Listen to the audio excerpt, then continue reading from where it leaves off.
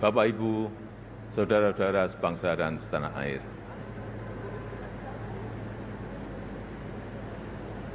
Sepuluh tahun bukanlah waktu yang cukup panjang untuk mengurai semua permasalahan bangsa. Saya sangat menyadari bahwa sebagai pribadi yang jauh dari kata sempurna, sebagai insan yang tumbuh dalam keterbatasan, dan sebagai manusia yang jauh dari kata istimewa, sangat mungkin ada yang luput dari pandangan saya. Sangat mungkin ada celah dari langkah-langkah yang saya ambil. Dan sangat mungkin banyak kealpaan dalam diri saya. Oleh sebab itu, di penghujung masa jabatan ini, izinkan saya menyampaikan suara nurani terdalam kepada Bapak, Ibu, dan saudara-saudara sebangsa tanah air, kepada seluruh rakyat Indonesia, tidak terkecuali satupun. Saya dan Profesor Kyai Haji Ma'ruf Amin mohon maaf untuk setiap hati yang mungkin kecewa, untuk setiap harapan yang mungkin belum bisa terwujud, untuk setiap cita-cita yang mungkin belum bisa tergapai.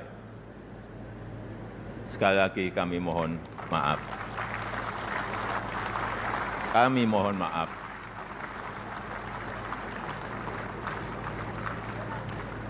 Ini adalah yang terbaik yang bisa kami upayakan bagi rakyat Indonesia, bagi bangsa dan negara Indonesia. Saya tahu bahwa hasil yang kita capai pada saat ini belum sepenuhnya tuntas mencapai hasil akhir. Belum sepenuhnya sesuai dengan harapan dan keinginan Bapak Ibu semua. Namun, saya yakin dan percaya dengan persatuan dan kerjasama kita, dengan keberlanjutan yang terjaga, Indonesia sebagai negara yang kuat dan berdaulat akan mampu melompat dan menggapai cita-cita Indonesia Emas di tahun 2045.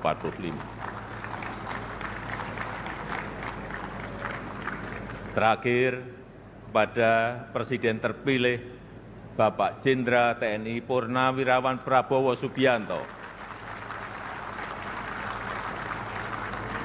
tahun depan insya Allah Bapak yang akan menyampaikan pidato kenegaraan. Nanti pada tanggal 20 Oktober 2024, izinkan saya menyerahkan tongkat estafet kepemimpinan ini kepada Bapak Prabowo Subianto.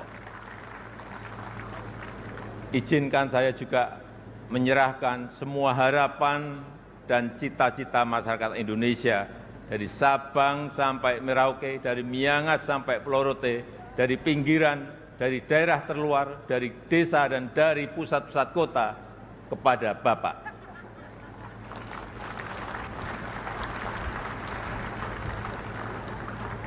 Semoga Allah SWT, Tuhan yang Maha Kuasa, senantiasa memberikan petunjuk dan kemudahan bagi bangsa Indonesia dalam kepemimpinan Presiden Prabowo Subianto pada pemerintahan periode mendatang. Dirgahayu Republik Indonesia, Dirgahayu Negeri Pancasila, merdeka! Merdeka! Merdeka! Terima kasih, wajah goyah bahkan terus maju untuk melangkah.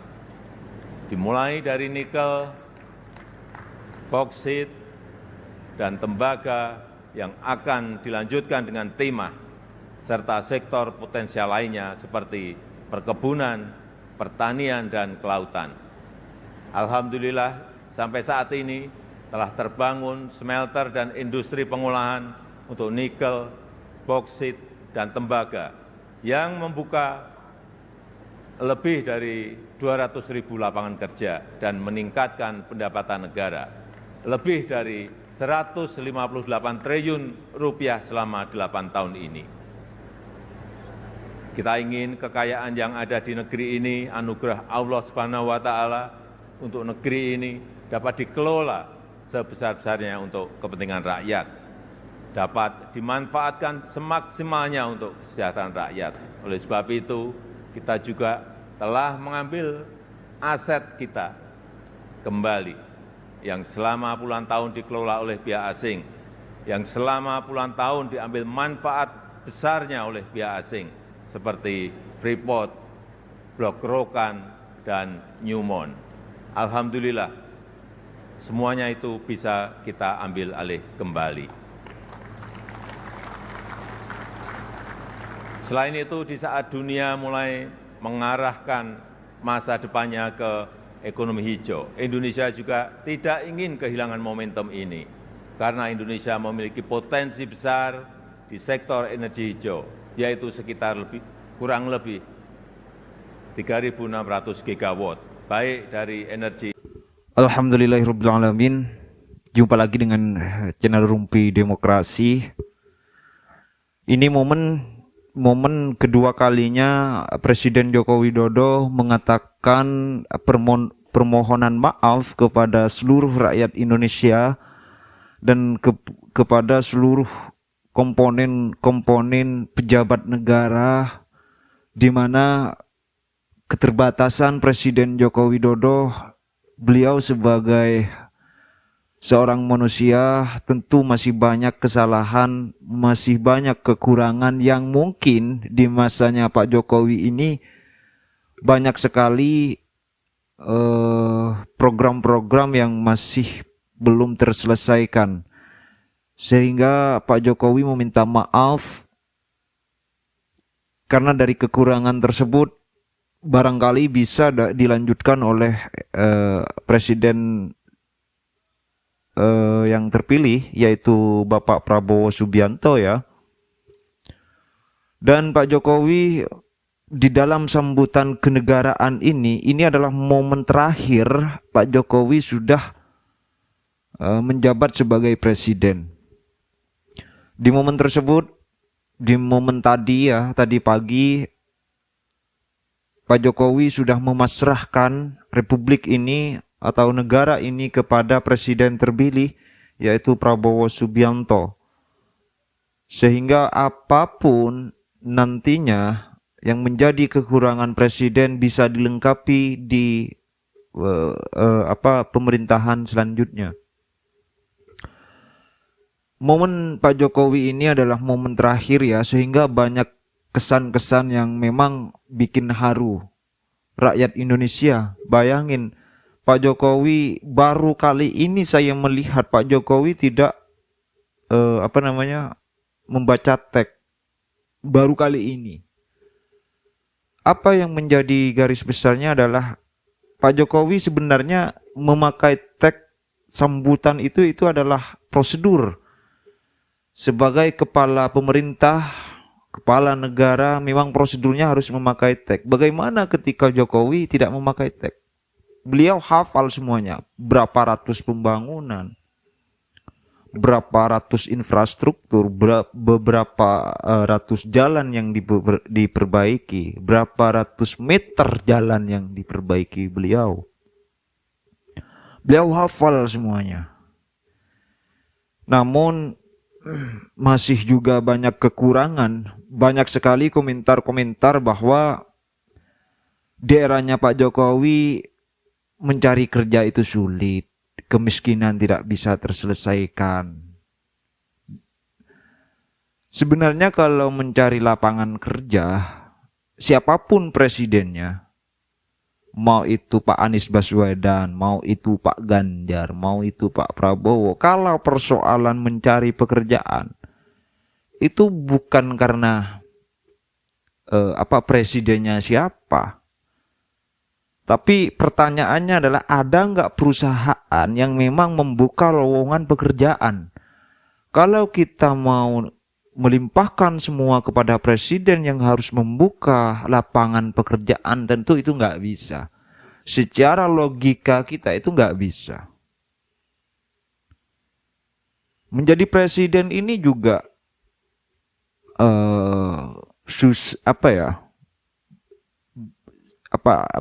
menjadi presiden ini tidak ada benarnya.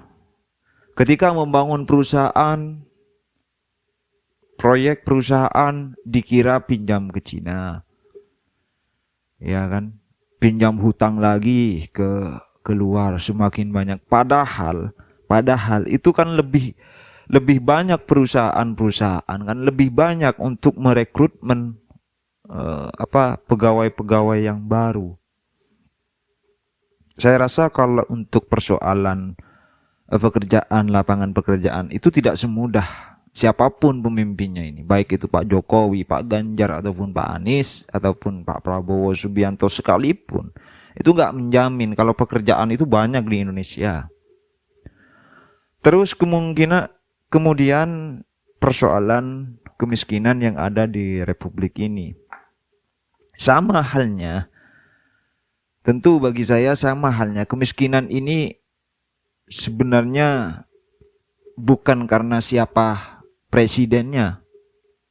Pak Jokowi sudah mewanti-wanti, ayo bantuan sosial. Ya kan? Baik itu berupa peralatan-peralatan dapur seperti beras, minyak, telur dan sebagainya itu. Ada juga BLT, uang dan sebagainya itu. Itu kan sudah menjadi programnya Pak Jokowi ketika masa setelahnya COVID. Namun ada beberapa oknum pemerintah mungkin yang memang tidak tepat sasaran. Itu bukan kesalahan Pak Jokowi dong. Kesalahan di bawah juga. Kenapa ini kok tidak dikawal? Begitu. Saya rasa itu bagi saya adalah Pak Jokowi adalah pemimpin yang sangat luar biasa. 10 tahun dedikasi untuk negara ini sudah luar biasa pembangunannya. Terima kasih Pak Jokowi. Kami sebagai rakyat Indonesia tentu sangat bangga sekali punya pemimpin seperti Pak Jokowi, dan suatu saat nanti kami semuanya akan sangat merindukan masa di mana Pak Jokowi memerintah. Semoga Pak Jokowi dengan keluarga di sana tetap diberikan kesehatan dan kelancaran di setiap perbuatan dan urusan.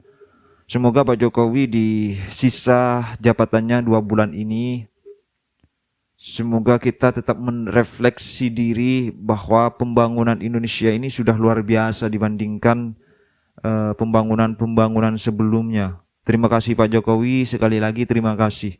Kami sebagai rakyat Indonesia mohon maaf juga karena seringkali melakukan suodan kepada Pak Jokowi.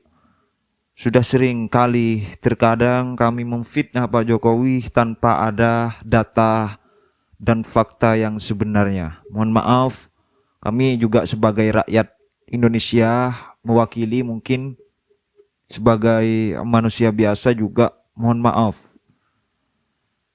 Terima kasih. Jangan lupa untuk di-subscribe, like, dan tulis komentar kalian. Wallahul muwaffiq ila aqwamit thoriq. Wassalamualaikum warahmatullahi wabarakatuh.